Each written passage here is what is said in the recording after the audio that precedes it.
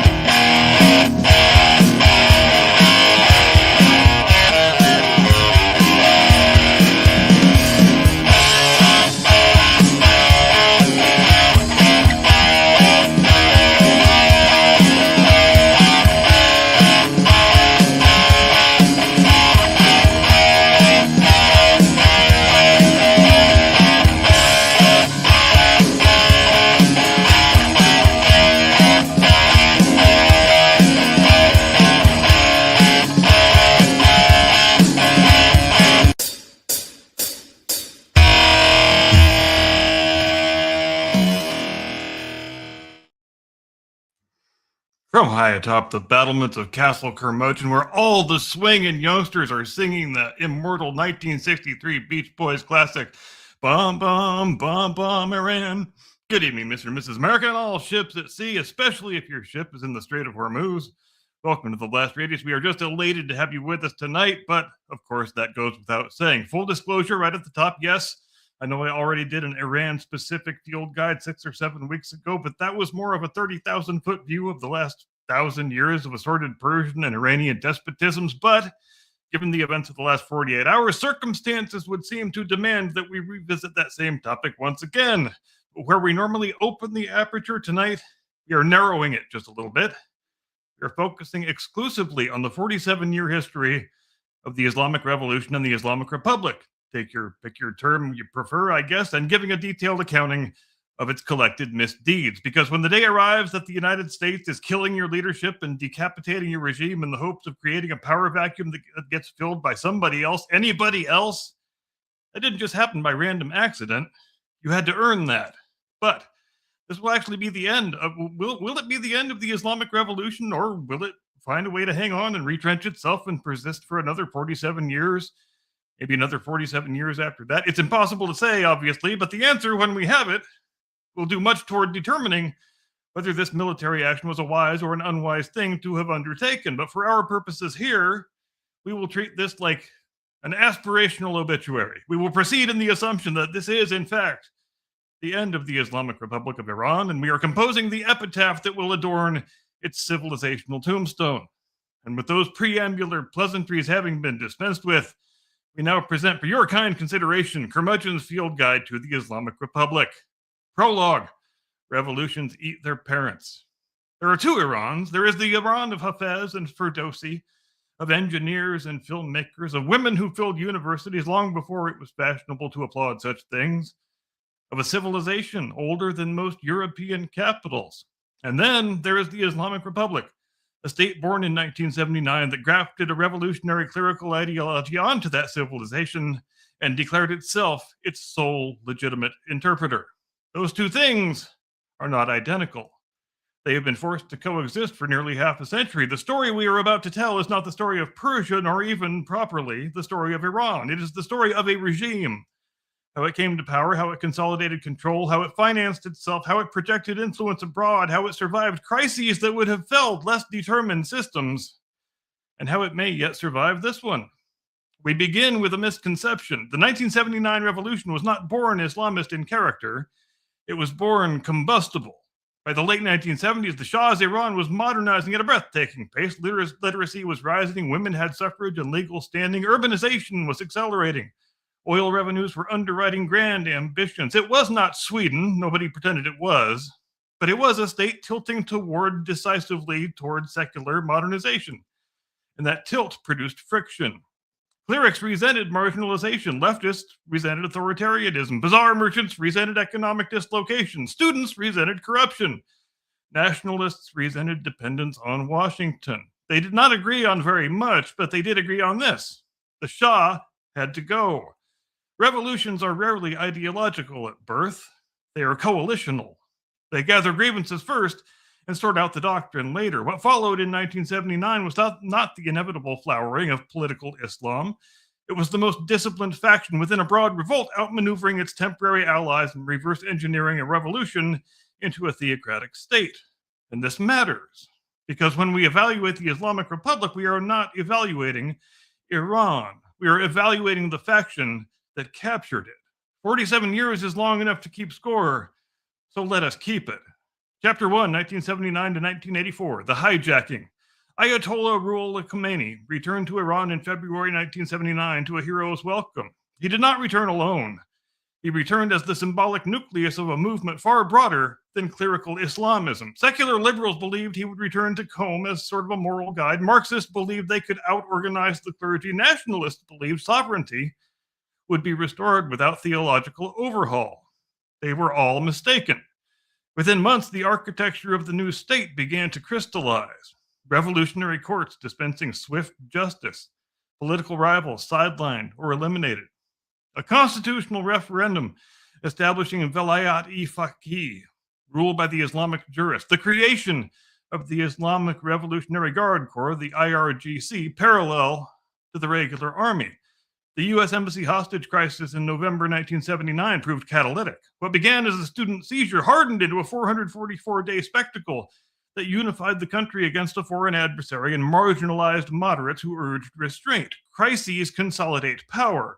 Foreign confrontation legitimizes internal purges. And then came the Iran-Iraq War in 1980. Saddam Hussein invaded, calculating that revolutionary chaos had weakened Iran. Instead, the invasion fortified the new regime. 8 years of brutal trench warfare fused nationalism with religious martyrdom. The IRGC expanded from a revolutionary militia into a permanent pillar of the state. War does for fragile regimes what oxygen does for a flame. By 1984, the Islamic Republic had accomplished three things: eliminated or neutralized secular revolutionary partners, institutionalized clerical supremacy in constitutional form, and embedded a parallel security apparatus loyal not to the nation, but to the revolution. The hijacking was now complete. Iran had not ceased to exist, but it now operated inside a theological frame enforced by men with guns. Chapter 2, 1985 to 89, War as Foundry. If the early years were about seizure, the mid-1980s were about forging permanence. The Iran-Iraq War dragged on with catastrophic human cost, hundreds of thousands dead, unarmed men sent on human wave attacks against trenches and machine gun nests. Basically, the First World War, except twice as horrifying and 10 times as futile. Cities bombarded, chemical weapons deployed, entire generations marked by martyrdom narratives. And within this crucible, the regime refined its governing logic. Sacrifice as virtue, resistance as identity, suspicion of the West as doctrine, revolutionary export as a mission. During this period, Iran cultivated relationships beyond its borders, most notably with Hezbollah in Lebanon, which had emerged amid the chaos of that country's civil war. Whether described as sponsorship, patronage, or alliance, the relationship became one of the defining features of Iran's regional strategy. The model was a clear one: project influence indirectly, empower non-state actors, maintain plausible deniability when convenient. At home, institutions hardened. The Guardian Council gained teeth. The IRGC deepened its economic footprint. The revolutionary state ceased to feel temporary. And then in 1988, Khomeini accepted a ceasefire with Iraq, an act which he likened to drinking poison. The war ended not in triumph, but exhaustion. A year later, Khomeini was dead.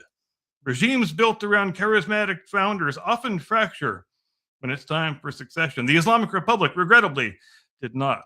Ali Khamenei assumed the position of supreme leader. The system endured. By 1989, the revolution had transitioned from upheaval to structure.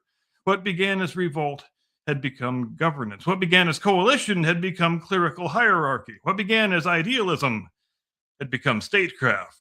The question from here forward would not be whether the Islamic Republic could seize power. It had done that. The question would be whether it could modernize without surrendering control, and whether its ideological commitments abroad would one day exceed its capacity at home. And we will find out. Chapter 3, 1990 to 94, Reconstruction without repentance. The war ended in exhaustion. The ideology did not. The early 1990s were defined by Reconstruction. President Akbar Hashemi Rafsanjani pursued economic rehabilitation, infrastructure repair, limited market reforms, cautious reintegration into global energy markets. But Reconstruction was not reform in the Western sense. The constitutional architecture of clerical supremacy remained intact. The Guardian Council retained veto authority. The IRGC did not retreat to the barracks. It expanded into construction, telecommunications, energy, and finance. The revolution professionalized. Internationally, Iran's strategy matured rather than softened. Support for non-state actors in Lebanon continued. Allegations tied Iranian operatives or proxies to attacks abroad during this period, including bombings in Argentina in the early 1990s. Tehran denied direct responsibility. Western and Israeli intelligence services asserted otherwise. The pattern, denial, ambiguity, plausible distance, became familiar. The regime had discovered a durable formula: avoid direct conventional confrontation with major powers, cultivate asymmetric leverage, maintain enough opacity to prevent unified retaliation. Meanwhile, early nuclear research advanced quietly. Publicly framed as civilian energy development, privately viewed by outside observers as hedging toward weapon capability, the program entered what would become a decades-long cycle: opacity, exposure, negotiation, partial rollback, then resurgence. Reconstruction did not signal ideological retreat, it signaled patience. Chapter 4, 1995 to 99, Reform and the Guardrails. In 1997, Iranians elected Mohammad Khatami in a landslide. It was a remarkable moment. High turnout, youth engagement, women voting in large numbers, talk of a civil society, dialogue among civilizations, and even press freedoms. For a brief period, it appeared that the Islamic Republic might evolve from within. This is where the distinction between Iran and the Islamic Republic becomes unmistakable. Tens of millions of Iranians were not particularly interested in clerical governance. They were interested in normalcy, economic opportunity, cultural expression, less intrusive morality policing, engagement with the wider world. Newspapers flourished, universities buzzed, debate widened, and then the guardrails engaged. The judiciary shuttered reformist publications. The security services cracked down on student protests in 1999. The Guardian Council constrained legislation. Reform proved permissible only so long as it did not threaten the primacy of unelected clerical authority. The system allowed oxygen, but it did not allow surgery. Abroad, tensions persisted. U.S. sanctions intensified under the Iran and Libya Sanctions Act. Naval incidents occurred intermittently in the Persian Gulf, including harassment of foreign vessels. Even in the 1990s, Iran tested the boundaries of freedom of navigation in international waters, shadowing ships, conducting aggressive maneuvers, probing how far it could push without triggering escalation. These were not accidents, they were signals.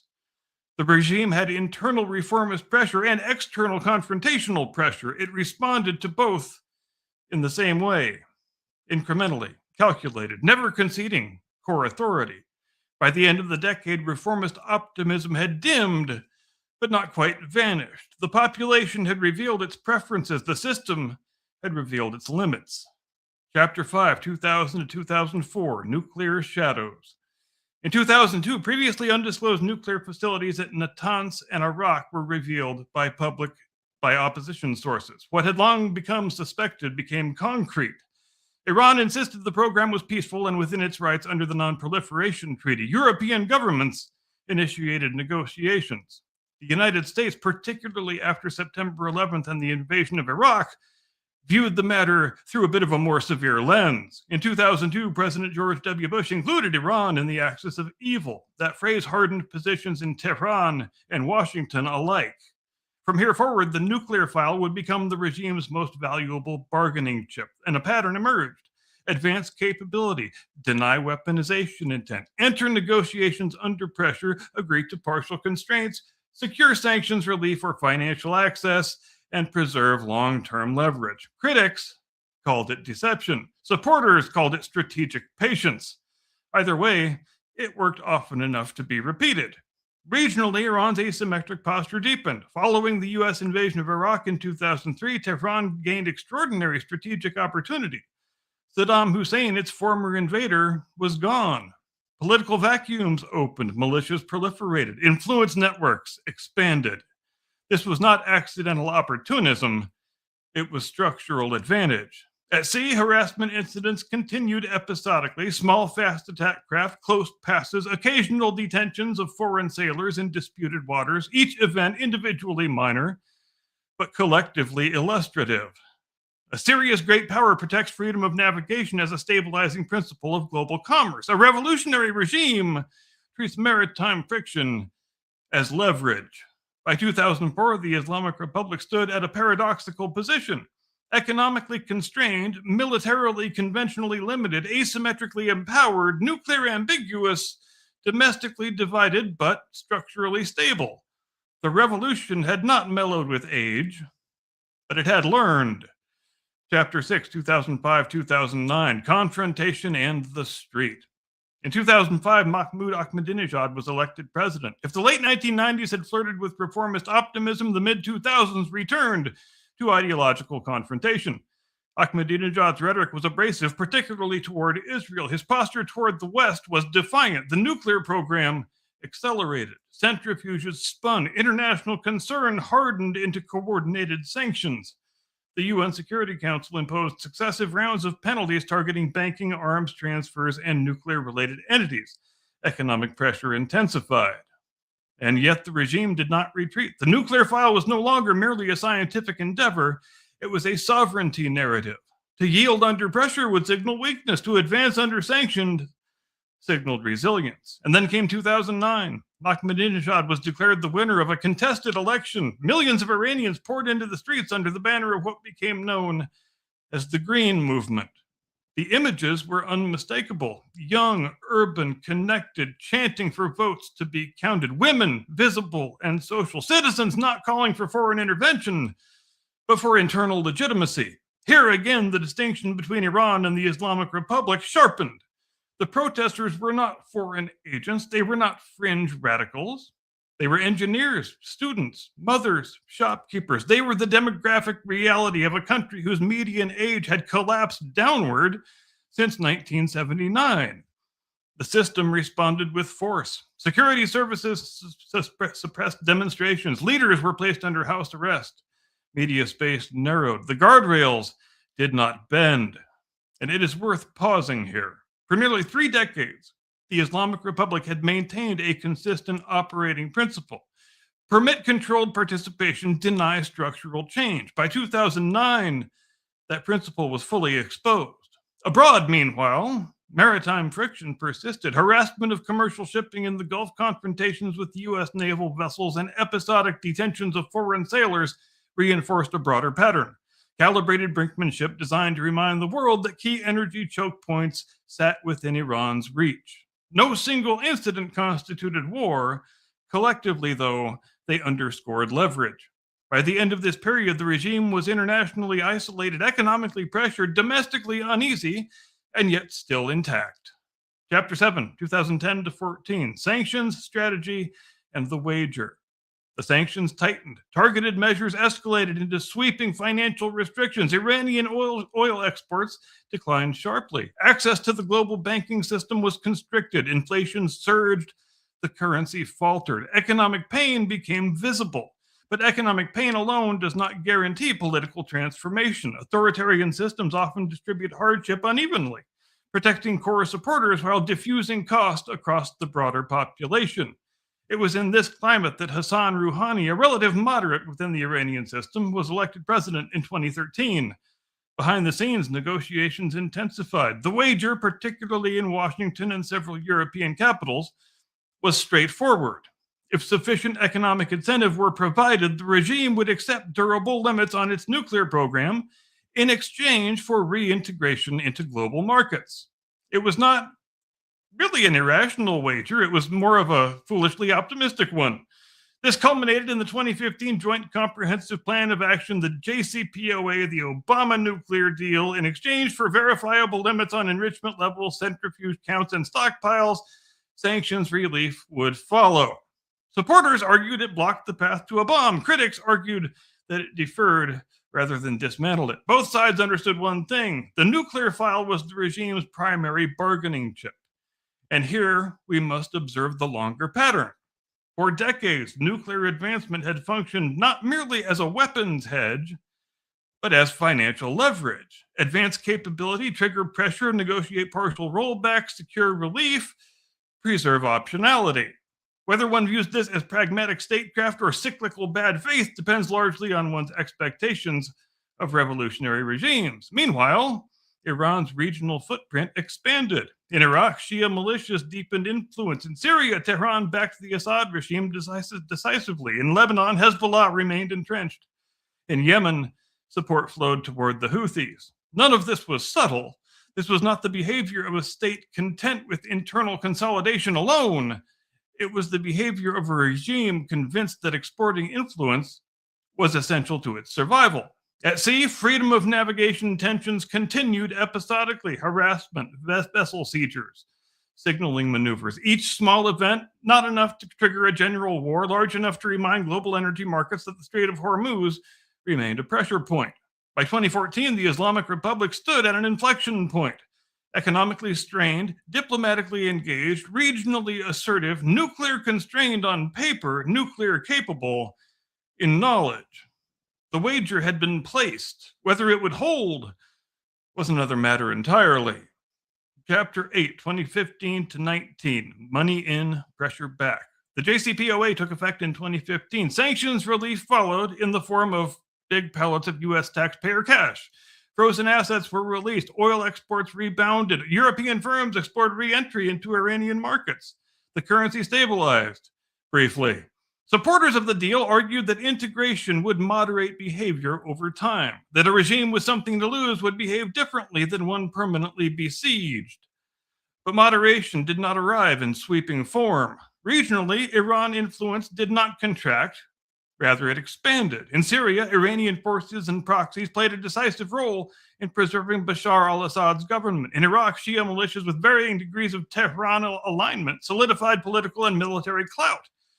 In Lebanon, Hezbollah remained both political actor and armed force. In Yemen, support for the Houthis contributed to a grinding regional conflict. The nuclear file was partially constrained. The regional file was not. Critics seized on this asymmetry. They argued that sanctions relief had freed resources that strengthened Tehran's external posture while leaving the regime's internal character unchanged. In 2018, the United States withdrew from the JCPOA under the Trump administration and reimposed sanctions under a maximum pressure strategy. The logic was inverted. Economic strangulation would force broader concessions. Tehran responded by gradually breaching certain nuclear limits, incrementally increasing enrichment levels and stockpiles while insisting that the steps were reversible. The familiar rhythm resumed. Pressure, then escalation, then negotiation signals, then partial rollback, and then renewed pressure, rinse and repeat. Meanwhile, maritime incidents intensified periodically. Tankers were seized or detained in disputed waters. Commercial vessels were harassed. The Strait of Hormuz once again functioned as geopolitical punctuation. Freedom of navigation is not a symbolic principle. It is the circulatory system of global energy markets. Interference with it, even episodic interference, introduces volatility by design. These actions were rarely large enough to trigger sustained armed response, but they were rarely accidental. By 2019, the JCPOA framework was fraying. Sanctions were biting again. The nuclear clock was no longer comfortably distant. The wager had not failed entirely, but it had not transformed the regime either.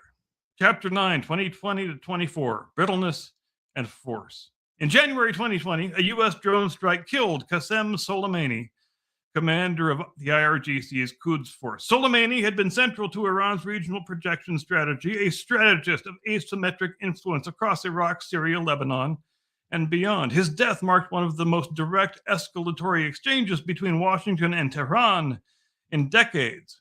Retaliatory strikes followed. Both sides stepped back from full war. The pattern held: calibrated confrontation without total rupture. And then came a different kind of challenge. In 2022, the death of Mahsa Amini in the custody of morality police sparked nationwide protests under the slogan "Woman, Life, Freedom."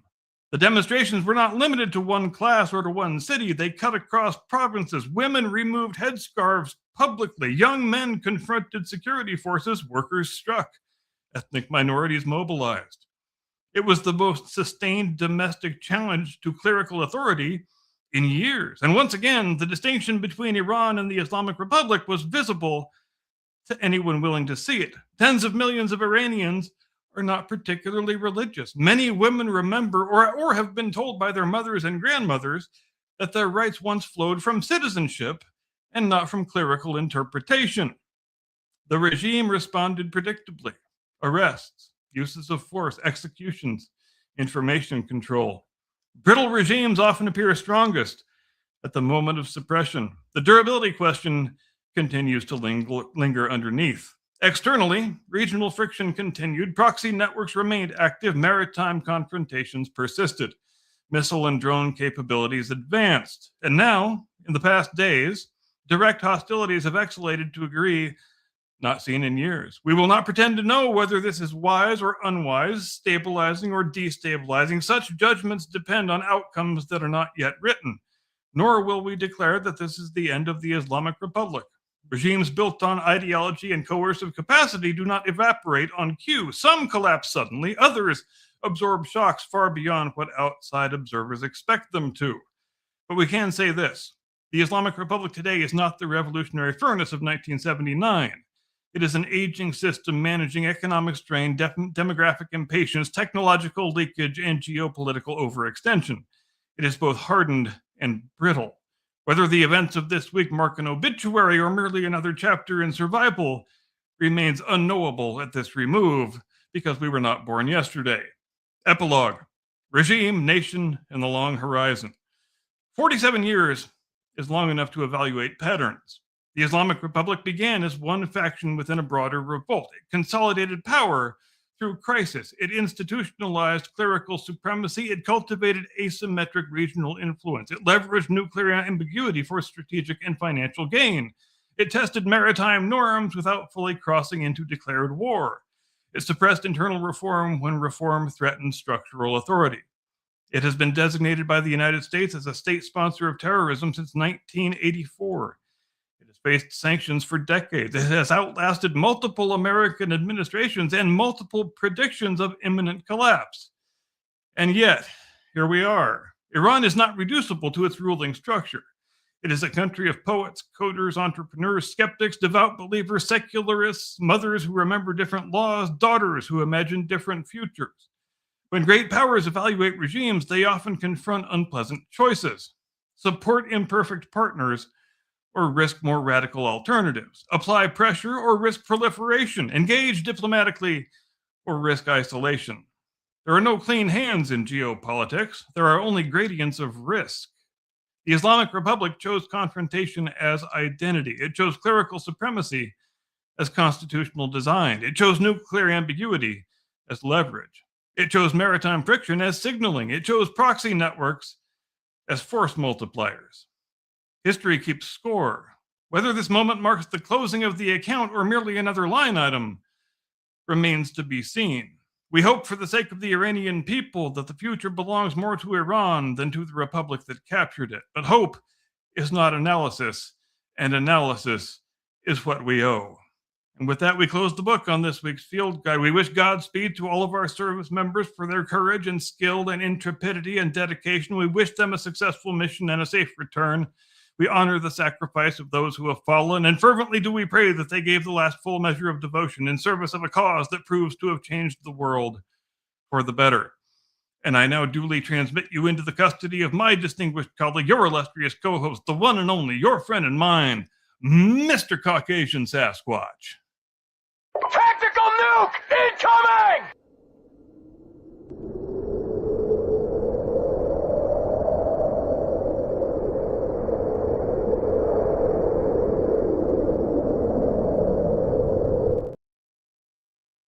Good evening, ladies and gentlemen. Welcome to the Blast Radius tonight. We are obviously going to discuss a little bit about the whole debacle taking place in the Middle East. We're going to go over the Night of the Seven Kingdoms finale, probably the last two episodes, and I'm going to pitch an absolute hissy fit because I didn't get to see what I wanted to see. Then we're going to go into a possibly maybe alternate history, what would have happened if ... We do that occasionally. And beyond all of that, we're just going to have a really good time. That's the plan, because I am celebrating surviving the dread plague of February, because dear God, I've been sick for 3 weeks. How you been doing, bud? Better than you, it seems. But we're all glad that you've pulled through and that you're not going to wind up in the ground like Sir Arlen of Pennytree. Right. Sir Arlen the Long. Sir Arlen the Stout. Sir Arlen the Kielbasa Factory. Right. That man is a walking sausage. Listen, seriously. Where do you want to start? Since we came in on the whole Iran situation, you want to just roll up on that and do it right? Yeah, let's do that, and let's obviously see what the people in the chat have to say, and then we will if there's anything that tickles our boo-boo, then we will put it up on stage and talk about it. Right. Well, we've got a lot of hate, of course, early on. Of course. Talking this, that, and the other, and some other things that I don't believe. We got Alexander in the chat. We got, well, that's unfortunate. That's not nice. That's not nice. Yeah. Okay. Queen Bird's here. That's all that matters. This is one of my favorites that I've seen. This man gets a participation trophy. How do you think the Iranian-Islamic conflict will affect salmon prices in northern Maine? Correct me if I'm wrong. Isn't salmon a West Coast feature? Can you buy a suicide vest for a fish? I don't asking know. for a friend. Right. Well, that's what he dropped just a moment later, asking for a friend.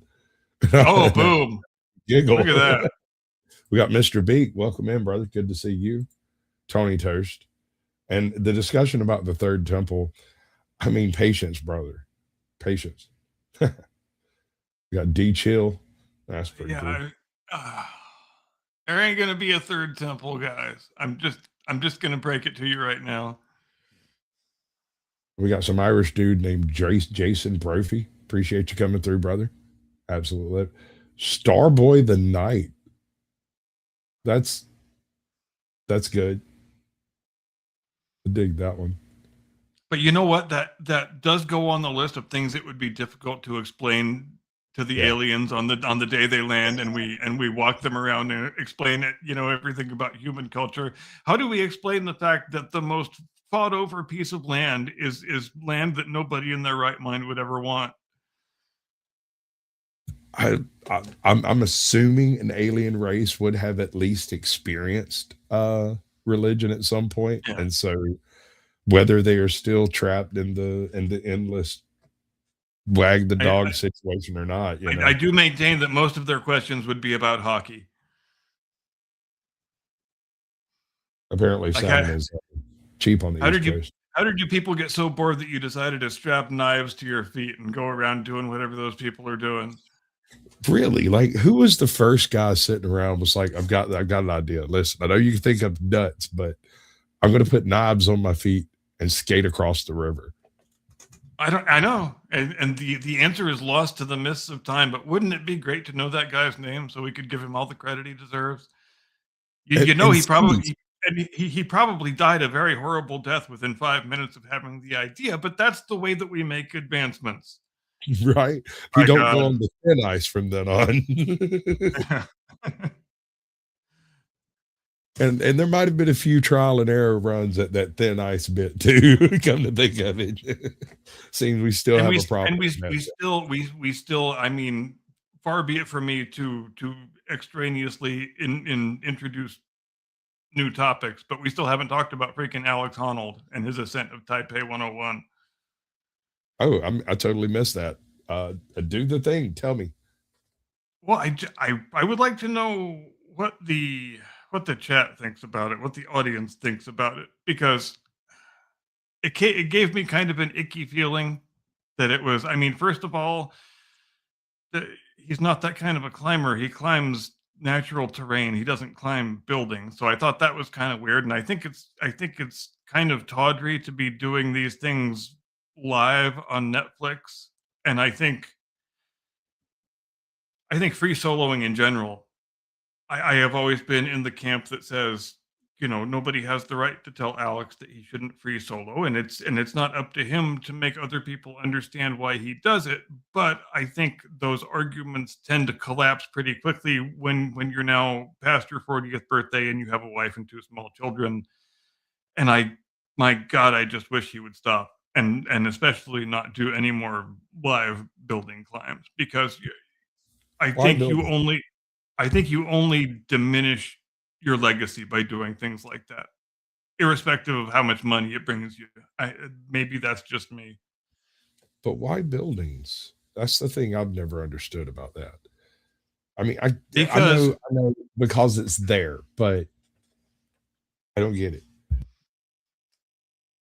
I really very much doubt it was his idea, but they kind of invented a gimmick for the show that says, "Oh yeah, I've wanted to climb this building for so many years ever since I first saw the drawings." But I think that's a bunch of horse shit. I think he was probably offered a whole bunch of money to climb a building just because it's so much easier to present something as made for television spectacle when it's a building instead of the side of a rock. Because they had dozens of cameras all over that building, every single place. The kind of stuff that you can't, and they've got a dude in a crane with a camera following him up the whole way. All kinds of shit that you absolutely cannot do if you're out in a natural setting. In terms of the Jason way that Murphy has a good point. If that was your neighbor, he'd be dead. But if that was my neighbor, he'd at least be arrested. I mean, they arrested his indeed. ass for climbing the damn water tower. You know they'll arrest his ass for climbing that. No matter how drunk and jacked up on meth he is. And the people who go and watch something like that in person, it's one of those mentalities I don't really understand. I guess it's the same as it's the same as the NASCAR fan, really. Let's see how many people in the chat yell at me for saying that, because you might claim that you're going to it because you just like the art form or whatever, but let's be honest, you're going because there's a non-zero chance that you might see someone die a horrible, fiery, agonizing death. Well, I I was refuse. thinking, Go ahead. as far as people watching it, I mean, if you're doing a large building, chances are it's in an inner city range, and there's going to be a lot of people around anyway. If you see somebody climbing along in a building, you're going to look up and see whether or not they fall, and you know at least a third of those assholes were going, "Do it, go ahead, do it." You know it, Yeah, and obviously each time he goes past a window, there's a room full of idiots waving at him. Like, what do you want him to do? Wave back? Because you couldn't just stand there and watch without waving? Like, what good does the wave do? How does that bring light into the world at this particular moment when this guy's free solo on the side of the building? Like, you want him to stop and wave to you and fall to his death? Is that what we're doing here? right? God's I sake. know smiley face pin because I'd probably look really mad about halfway up that building. I'd be upset about it. I wouldn't do it in the first place. And it's not due to an lack of adventurous spirit. It's just, I mean, you have to do that type of stuff when you're building the damn building. Once you've done it, because it's part of your job, it's not nearly as interesting as it's not novel anymore. You know what I mean? You have to go up that so much 37 times a month, right? It's hard to believe it's been almost 10 years since Free Solo, but I'm sure most of the people here have seen Free Solo. And I kind of hoped that he would stop free soloing after that whole thing, because how are you going to top that, dude? You're just, nobody in the next 500 years is going to top the thing that you just did. So don't try to top it. Just go marry your annoying little girlfriend and squirt a couple of babies into her and just chill, dude. Just do whatever you want to do. Just don't fucking free solo anymore, and especially not past your 40th birthday. Well, doesn't it have 'Cause a little bit of like the evil Knievel kind of flavor to it? Isn't this just another form of Dareman shit?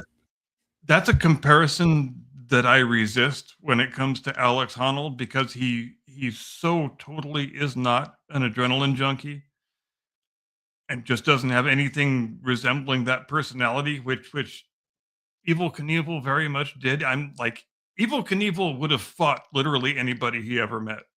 Like that's how short of a fuse that guy had. Alex You Honnold say is the that like most it's wrong. Alex Honnold is the chillest dude that ever lived.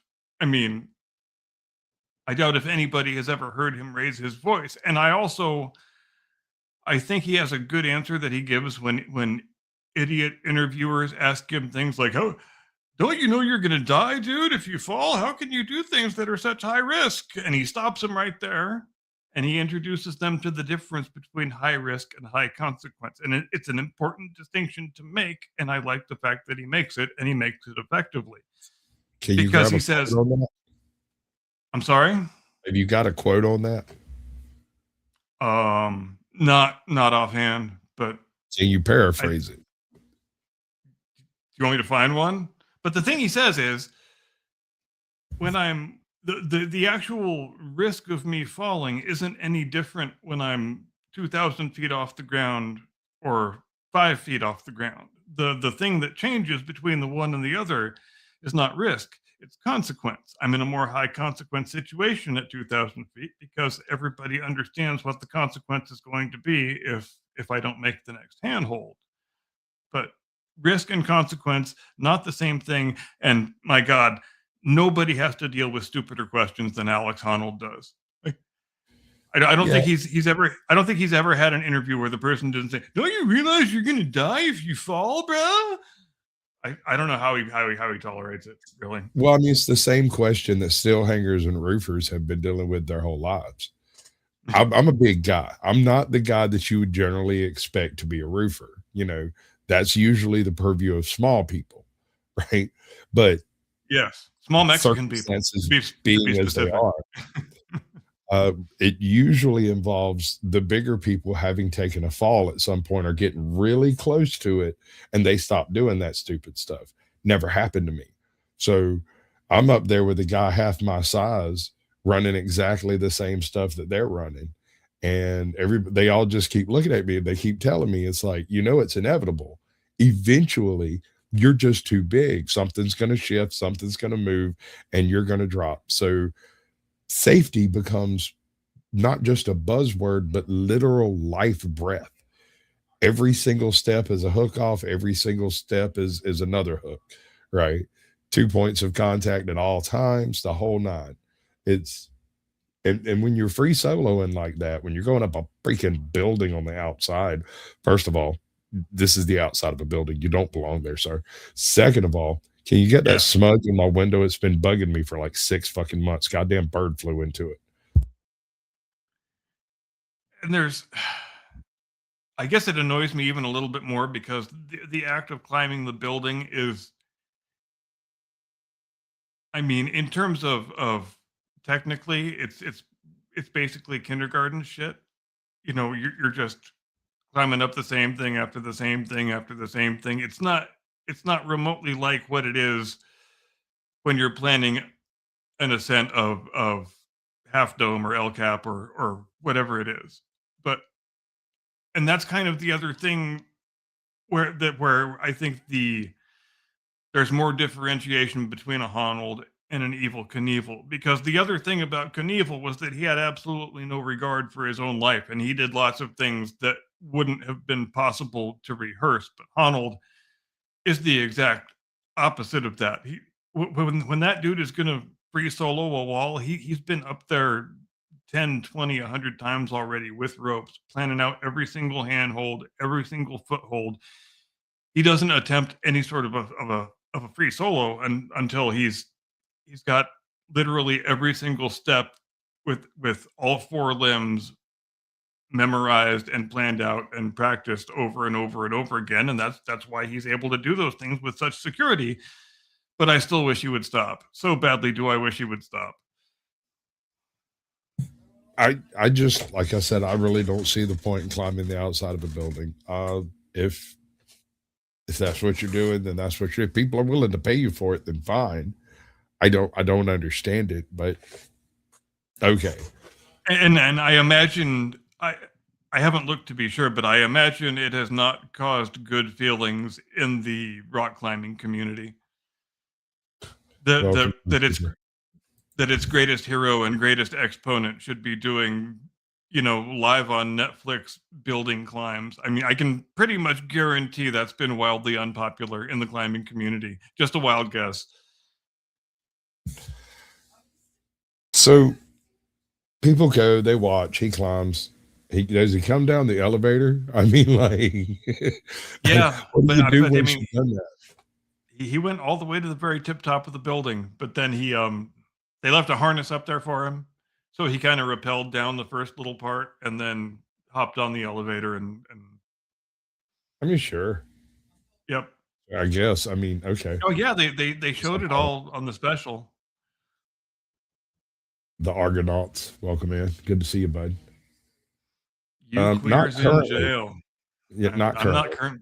Yeah, I mean, I'm also not currently a queer, but I mean, I've got an open mind. I mean, I'm the hormone monster. I mean, if I was going to Very go queer, nice. it would be for this gentleman right here. God damn it! I mean, look at this. Check this beard out. How Hey, could look at that. Never mind. You don't understand. And look at that goddamn antler helmet. That thing is beautiful, dude. I love the job you did with me being the laughing storm. That is freaking great, dude. When I heard about the Night of the Seven Kingdoms was being done, and I was like, oh God, I can't wait to see what's his name, Lionel. Oh my God, I cannot wait to see the Laughing Storm in person. Who do you cast as a Laughing Storm? I hear Deadpool's currently busy. I mean, this man has won combat with jokes, weaponized humor. He's one of my few heroes I have from Game of Thrones, and he's always absolutely on point with a quip every single time. Oh, I know. He's a troll before trolls existed. He's got all the troll skills you could ever want, and there he is living as a medieval lord and knight. What a It's a waste. beautiful thing, bro. It's and the guy they got to play him, I couldn't have asked for better. The only thing I could request is a bit more hair, because that was kind of one of the things that was mentioned, is he was voluminous in almost every descriptor of the word, kind of pompous and completely full of himself. And they did it. They did the thing. It's great. Oh, I love it. I'm sorry. Have we discussed the fight scene in detail? Did you get everything you wanted to get off your chest about that? About not seeing the fossil ways? Oh my God. I made him growl. I just wanted to see the green apple just blow the fuck up all over homeboy, right? Just tear him down, bro, because he's never been allowed to actually strike him with an actual weapon. He's always been given a stupid freaking Lucerne hammer. He was never really allowed to take a full stance against him. He was always positioned to fail because he had better armor, he was older, he was stronger, had more experience, the whole nine. And so when that youngin got a hold of some actual armor, it got real quick, bro. I like that we got to see his green apple shield in the episode 6. Well, I mean that, and this is What another did thing, he say? Better an unripe green apple than a red wormy one. right? Rotten to the core. And Yeah. all of the apple humor And is that great too. well, and that's like actually a really important thing in Westerosi history, because that's the family splits off into a cadet branch, and Raymond winds up being the founder of the Green Apple Fossilways, who grow into a major house in their own right. Which is interesting. The most common green apple I'm familiar with is a Granny Smith, and about the Me only too. thing those things are good for is making cider. So it makes sense, True. especially if he's got the only access to them. And the family seat is called Cider Hall. All right, we have another participation trophy over here, and it is in reference. It's a callback. Let's see. Oh, I love it. I know all But, about hormones. They make me act like a horn moan. From Paula Nitz. Thank you for participating. That's great. And then Yep. Beak swings in, right? Mr. Beak shows up and says, "How do you make a hormone? Don't pay her." Beautiful.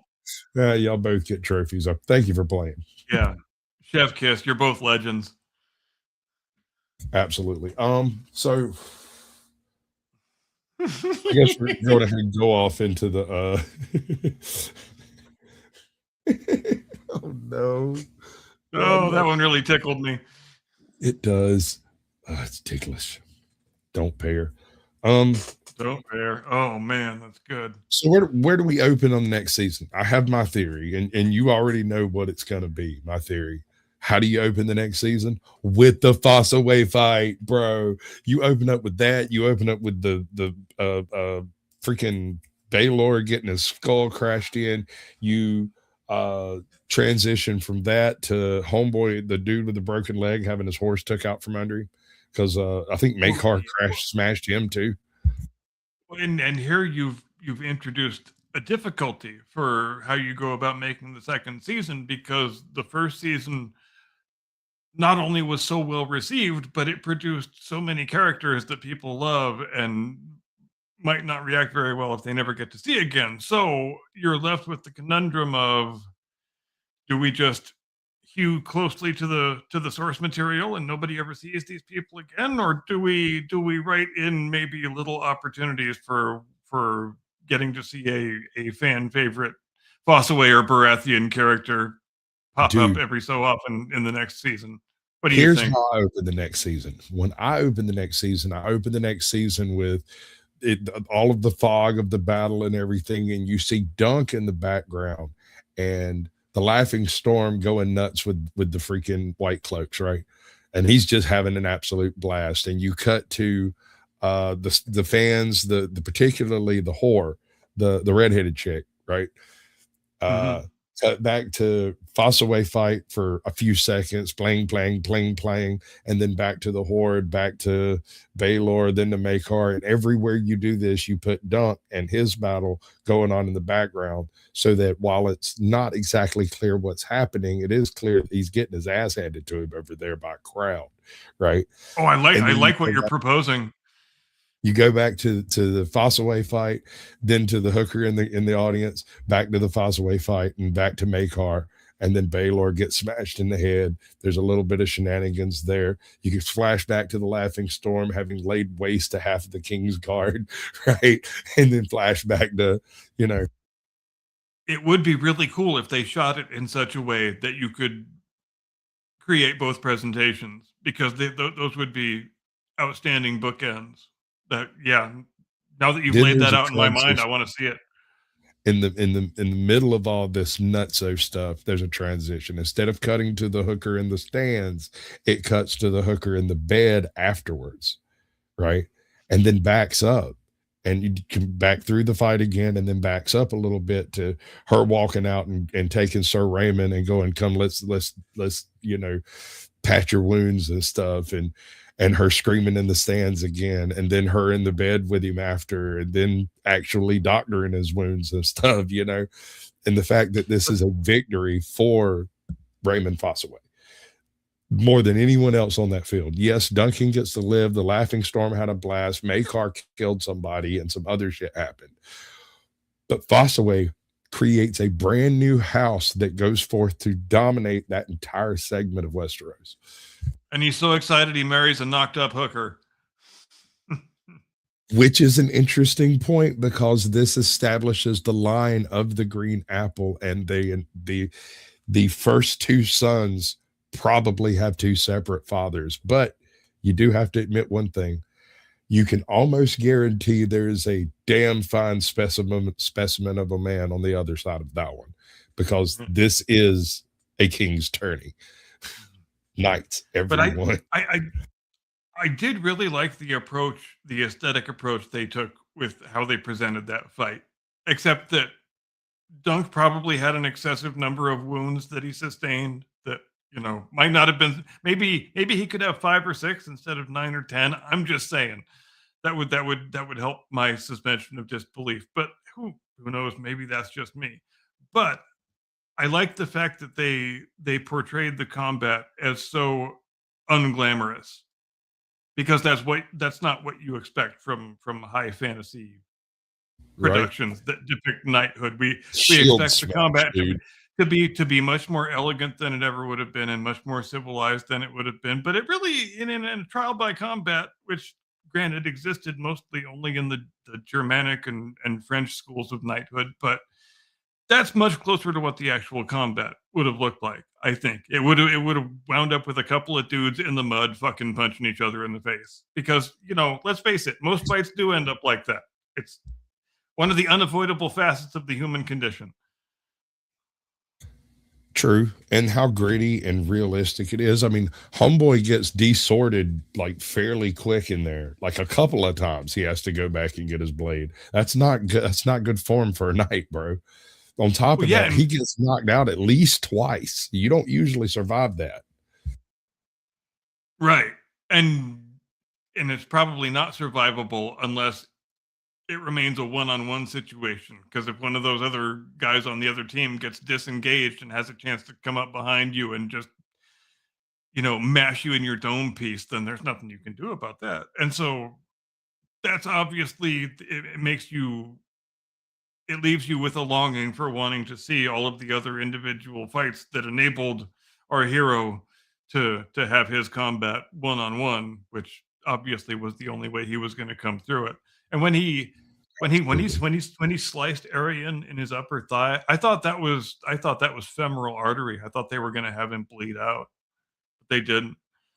I can't remember. I think that interferes with his ability to reproduce later, and I'm not sure if it's the actual injury or it's just the unmanning that he experienced at Duncan's hands.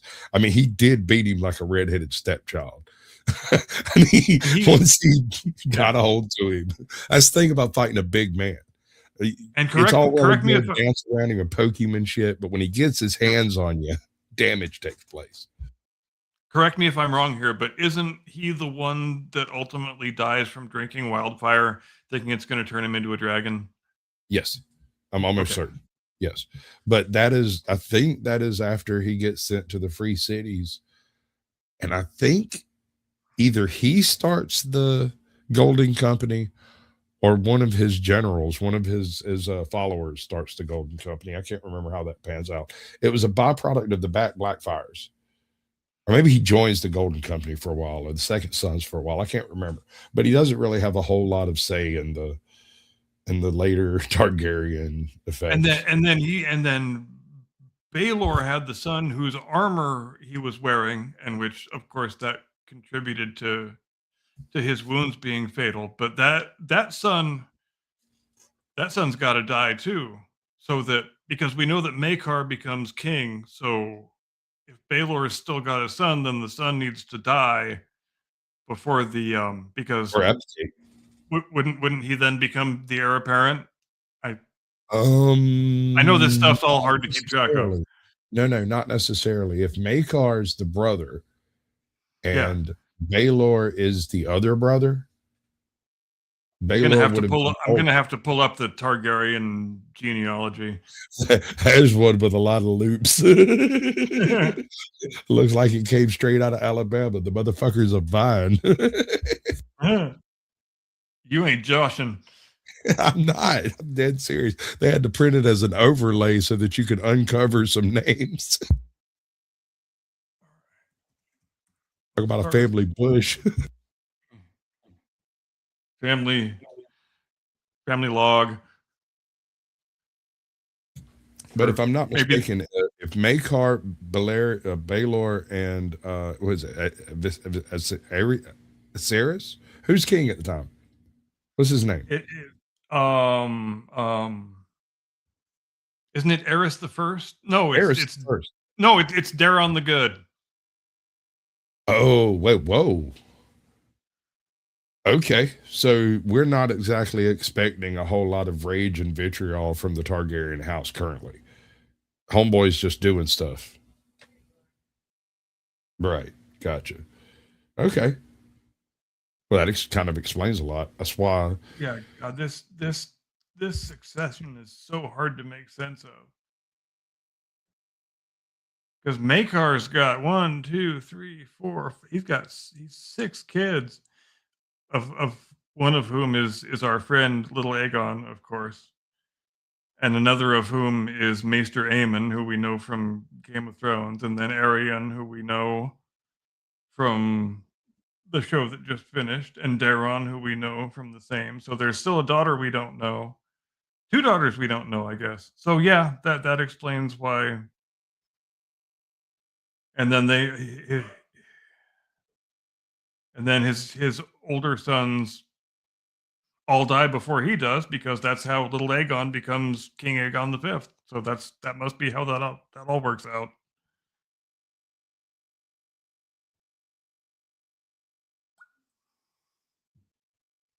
Sorry, I'm tinkering with my stuff over here. I look like I'm filming with a potato. I mean, it looks fine in here, but when you look on YouTube, I swear to God, I'm a square block. And I don't know why. You look human to me. Yeah, no, it's perfectly clear in StreamYard, but when I look over at the okay, so that improved it a little bit. Okay. What up, Kev? Keep the marathon going, brother. Hey, he did a show the other day that absolutely flummoxed me. He was going over, what was it you called it?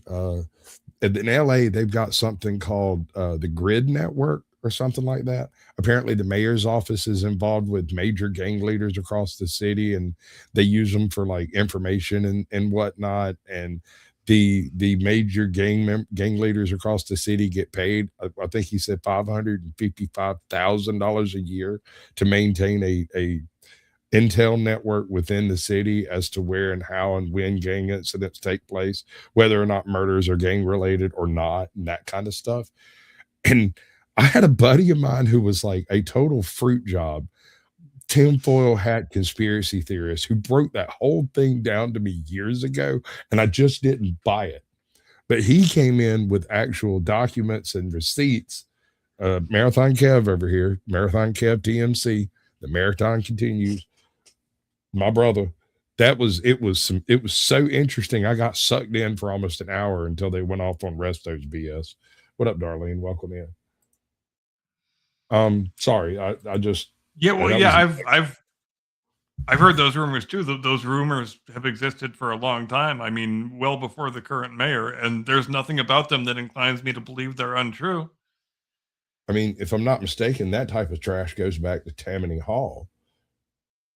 Oh, absolutely. Yeah, you know, it goes back to Otto Hightower, for God's sake. Eh, Goes oh, into our fictional past, but that's what but political machines do. It's one of the things political machines do. They avail themselves of all channels of information that might produce something politically useful that helps to ensure survival when when I crisis situations arise. I get it. I get it. But at the same time, it kind of seems like if you just lock those bastards up, you might be able to kind of cut the problem off at the pass, maybe. I don't know. I don't know. Yes, I don't know how I feel about that. but we have running the law enforcement apparatus in probably most, if not all, of our big cities, people who utterly reject the any of the traditional models of criminal justice.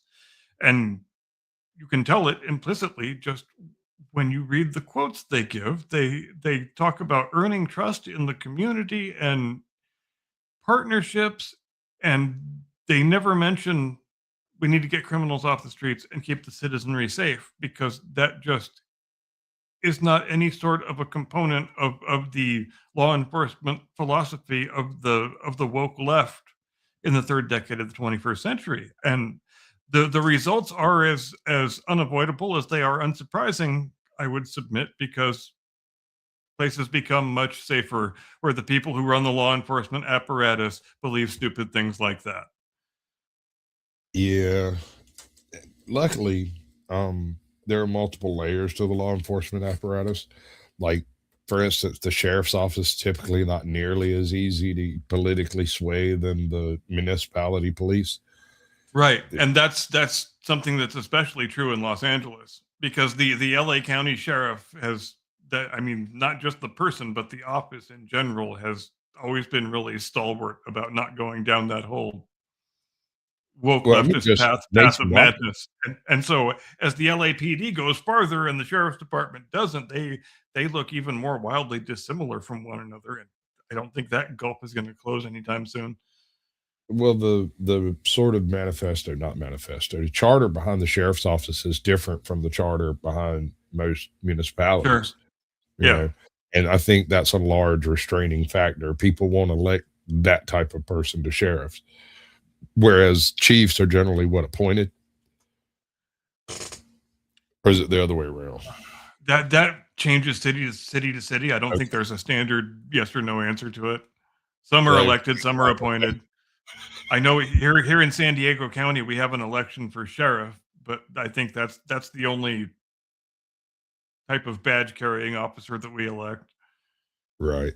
And Some I think places that's elect judges, and that's wild. yeah. And I think that's the same in LA County. And here in Southern California, our sheriff's departments are generally a little bit closer to resembling police departments than they might be in other parts of the country, because our sheriff's departments aren't only responsible for the unincorporated areas of the county, they also contract with all of the individual cities that don't have their own police department. And so in those cities, the sheriff's deputies are just your cops. So, and I know that's not the same in other large swaths of the country where there's a great deal of difference between sheriffs and police departments. But like I say, in LA, the somehow the sheriff's department has managed to remain much more sane than the LAPD has, and however they're doing it, they should keep doing it, because we need more sane institutions and not fewer. Yes, sir. Um, so what do you predict? Okay, wait. Are we going to stick on the cops thing, or are we going to go back to the Night of the Seven Kingdoms? Because we've kind of bifurcated our conversation. Yeah, I'm not sure which we should do. Mm, Want me to read out my little monologue about the Japanese fleet? okay, let's do that. We're in the last Okay. 30 minutes. We got it. All right, here we go. The Ghost Hunt, Nagumo's evasive retreat. While the world remembers the explosions of the Arizona, the Japanese story of December 7th really begins at 12:15 p.m. as the last of the second wave planes wobbled back onto the decks of the Akagi and the Kaga. The atmosphere on the flagships wasn't just celebratory, it was paranoid. Admiral Nagumo was haunted by a ghost fleet. He knew the USS Enterprise and Lexington were out there somewhere, and for all he knew, they were already launching a counterstrike. This fear of the unknown is what stopped a third wave from hitting the fuel farms. Instead, Nagumo chose survival. He ordered the fleet to a heading of 330 degrees at a blistering 26 knots, maintaining total radio silence. They weren't just returning to Japan, they were actively zigzagging through the North Pacific's winter gales to shake any possible American pursuit. By December 16th, the Japanese grew bold enough to split their strength. They detached Carrier Division 2, the Soryu and Hiryu, to salvage a failing invasion at Wake Island. The Marines there had already humiliated the Japanese Navy once, but when the carriers arrived, the math changed instantly. On December 21st, at exactly 8:50 a.m., 29 Val dive bombers and 18 Zeros from the Soryu and Hiryu appeared over Wake. For the defenders, this was the oh no moment. These weren't the land-based bombers they had been fighting. These were the elite carrier crews from Pearl Harbor. A second strike hit at 12:20 p.m., systematically dismantling the island's anti-aircraft batteries. By the time the final assault began on December 23rd, the Kido Butai's planes had effectively blinded the island. Wake surrendered that morning, but the victory was hollow. The Japanese fleet returned to Kure by the end of December, safe but frustrated. They had conquered the Central Pacific, yet they still hadn't seen a single American carrier. That failure to clear the fog of war in December 1941 set a psychological trap for the Japanese that would eventually spring shut 6 months later at Midway. The end. All right. So here's my hypothetical.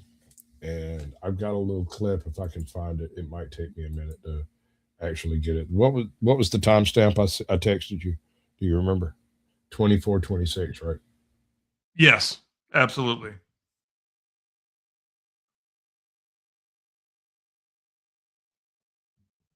All right. So it all derives from a question that popped in my head when I was watching The Fat Electrician, and he makes this statement. Ensign, which is something that you don't do for a training exercise, and he realizes that this is for real. Later that day at dusk, they send Dusty and the rest of the planes in the USS Enterprise up on another mission. They are going to try to track down the Japanese fleet and return the favor for what they just did at Pearl Harbor. Unfortunately, they were given a bad heading and weren't able to locate the Japanese fleet. Next morning. Okay, so this is within an hour or two, 3 hours tops of the actual event taking place, right? The Japanese fleet has turned tail and run. They are running like a scalded dog, zigzagging to avoid any of our submarines or any of our aircraft carriers and everything. And they send out this sortie with one of the most badass dive bombers to have ever fielded a plane in battle ever to go find them. Here's my hypothetical. Go ahead. What happens if Dusty finds them, right? This carrier group flies out, locates the fleet, and then flies. At least one of them flies back, and the rest radio back. Position is noted, the direction is noted, the speed is noted. Do we have enough in the Pacific to make a response before they split? It depends on what constitutes a response. I mean, an effective response, we probably weren't in a position to fight a decisive battle. But against that fleet, that one fleet, which I know it was two carriers, but I don't know, man. I mean, if you can bring Lexington and Enterprise both to bear with the element of surprise, then I'd be willing to say maybe yes. Okay, so there is a snowball's chance in hell, 1 in a million, that an effective raid could have been run on that fleet before it makes it into safe waters. Yeah, I don't see any reason why it's impossible. Okay. What would be projected damage? I mean, obviously they'd aim for carriers and battleships, but beyond that, you're talking what? Call it 4 sorties, 8 sorties a day.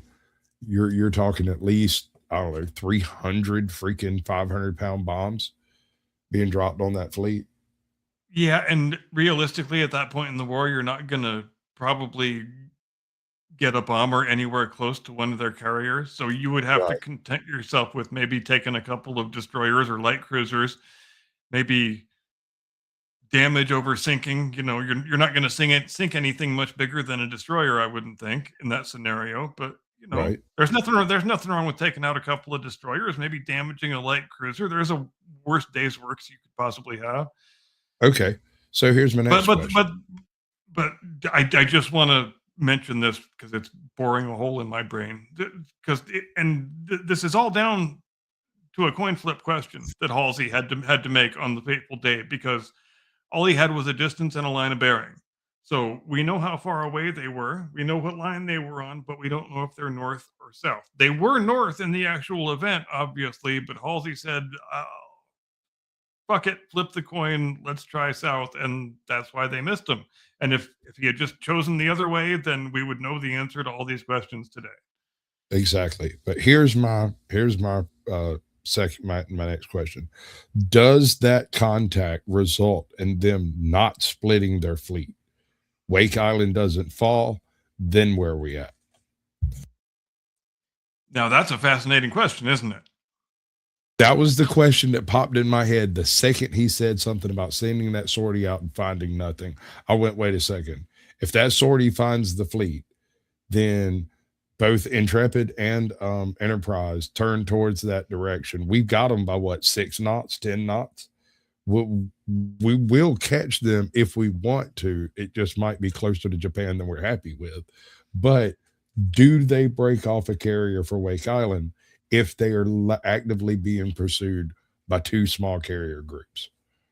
So what we're basically talking about here is the engagement that wound up being midway would have taken place 5.5, 6 months earlier.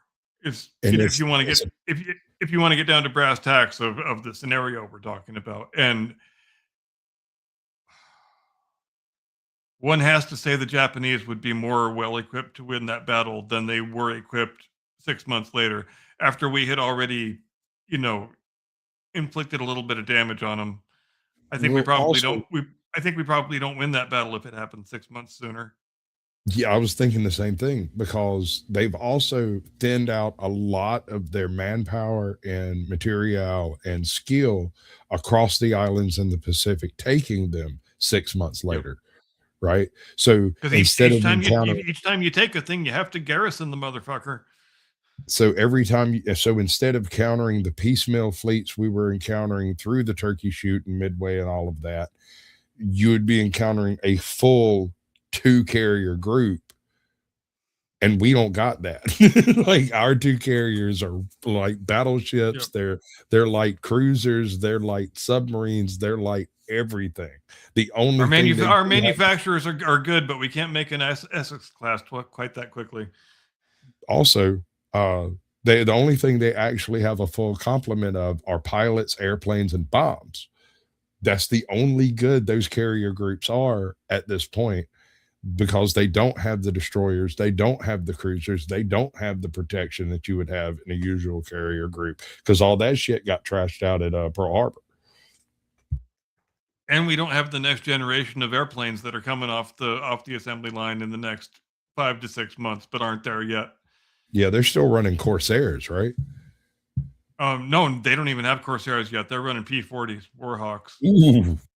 Yeah, no, them Zeros would have shredded them guys. Yeah. P-40s against Zeros is never an engagement that turned out well for our side. Not unless it was like 5-3. Yeah.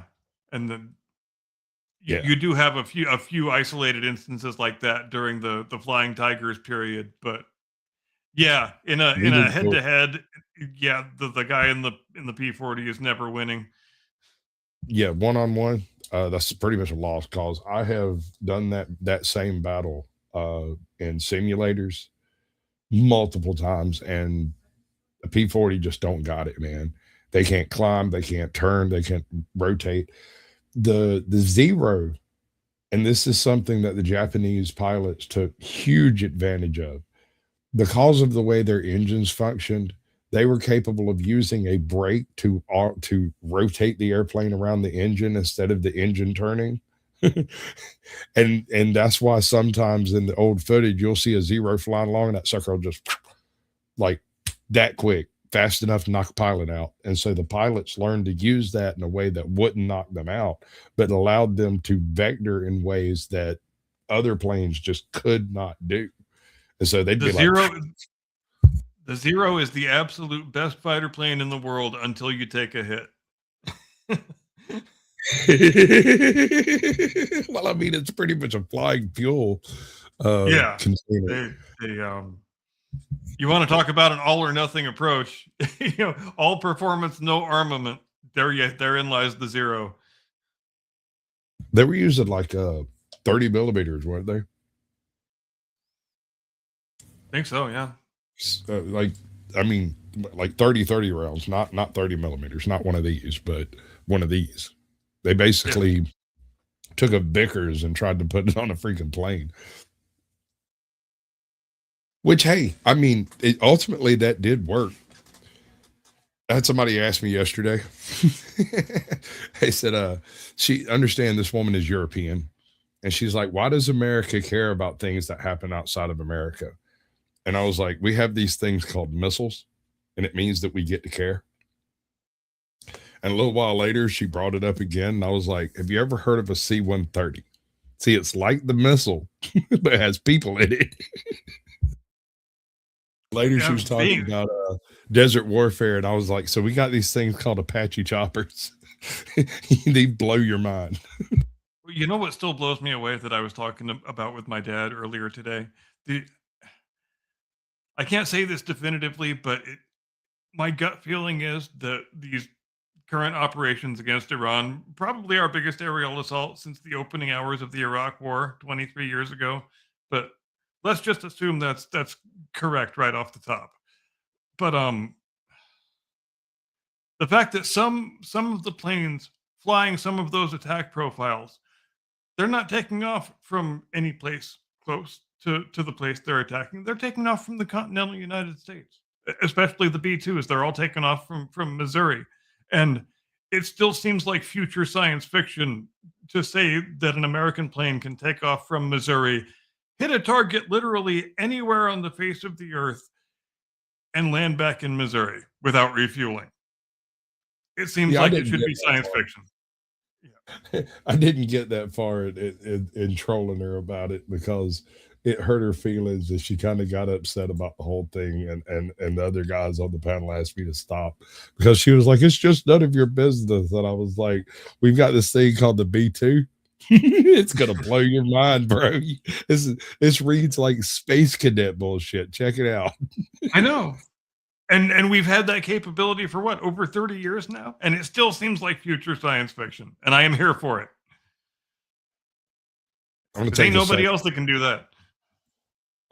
Paula Nets says, I might make a video eventually. There are some crazies that concern me from doing videos. Film something you love. Film yourself doing something that you love. And it will come through and people will watch it. If you try to fake that, it won't work. I hope she's not talking about present company when she says crazies. I mean, I'd accept it. What's up, Rav? Welcome in, bud. I'd accept it. I'm not normal. It wouldn't be the worst criticism we ever got. That's true. That's very true. We've had some quite vociferous people in the chat before.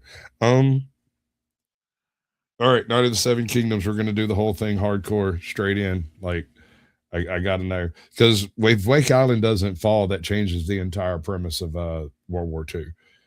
If we keep Wake Island and they don't disseminate the fleet across the Pacific, it's no longer a battle of parts of fleets fighting other parts of fleets and becomes entire fleet battles that we don't have. So what? Wake Island falls 2 months later when they're able to like resupply and come back. Do we reinforce Wake Island from carriers and the couple of cruisers we got left? Just as importantly, do we wind up losing Lexington and Hornet? As we did in the actual event. Yeah, no, we don't lose Hornet and we don't lose Lexington because they're not doing the thing that they're doing. Instead, they're consolidating their force to project into the Pacific. So if we delay all of that by even a month and a half, 2 months, Oh yeah, they're because completely out of position for the rest of it. if there's a timeline where we don't suffer those 2 losses and we have the Essex class about ready to start rolling off the line any month now, I mean that you're looking at a war timeline that is getting compressed and Well, that's an truncated interesting in thought. the extreme. So, okay, hypothetically, Essex rolls off a few months sooner because that changes the dynamics of how the war material is laid out. If we actually have the Japanese on the run, we're going to produce a carrier for the Pacific as soon as possible. That carrier becomes the primary platform off of which the U.S. Air Force operates. And the 2 other carriers that are currently in the Pacific basically become tender ships to maintain the Essex class. And what, 2 months later, another one rolls out? And Oh I my know I say God. it, I know I say this all the time, and it's because I think it is one of the legitimately greatest industrial achievements in world history. The fact that we built and deployed, not designed, built, and deployed 24 Essex class carriers between the spring of 42 and the end of the war in the middle of 45. I mean, what the fuck kind of a country do you have to be capable of industry like that? I'll answer the question for you. The fucking United States of America, that's who. Right? Because by the time the war ends, we're supplying allies with what we refer to as obsolete material, but they consider cutting fucking edge. And when our enemies war gamed how this thing was going to go before they started it, they had what they thought were reasonable prognostications about the level of domestic industrial output that we were capable of, and we completely obliterated all of those estimates, just completely out of the water. Because yeah, go ahead, go to war with the United States. You're not only going to war with the American fighting man, you are also going to war with the American steelworker. So best of luck to you. At the time, Detroit, bro, they got a phone call one night, like Pearl Harbor just got hit, and some dude in the factory leaned back and went, okay, and pushed a button, and now they're making tanks instead of Packards. I know, exactly. And you want to talk again about another just completely absurdly auspicious industrial achievement, how quickly we converted all of those car factories into factories for the exact thing, whether it was ammo belts or shell casings or whatever the hell we needed that factory to build. Oftentimes that work was done in days, weeks at the most. And not only that, but training all the workers to do a different job because we're making a different thing now. But God, that all got done so incredibly efficiently and effectively. And we just made our enemies look like fools because we were able to adapt so well, not only to the fighting side of it, but also the domestic war production side of it. And those bastards really never knew what hit them. Would you be interested in a War Thunder sponsor? I could do a good War Thunder spot. God damn it! Have you ever played War Thunder at all? No, I've only seen other people play it. Okay, so here's the best part about War Thunder. Anything on Earth that you can think of that is associated with military combat between the dawn of the industrial age to almost modern times, you can eventually get it. Now you can go pay for it if you want to, or you can play enough to go get it, right? Right. I love these types of games until like it gets weird whenever they don't use good controls. If I can't put in like a 9-vector joystick on it and actually fly the airplane, I'm not interested, although I might play with the tanks. So it's like a game and not a cell phone game.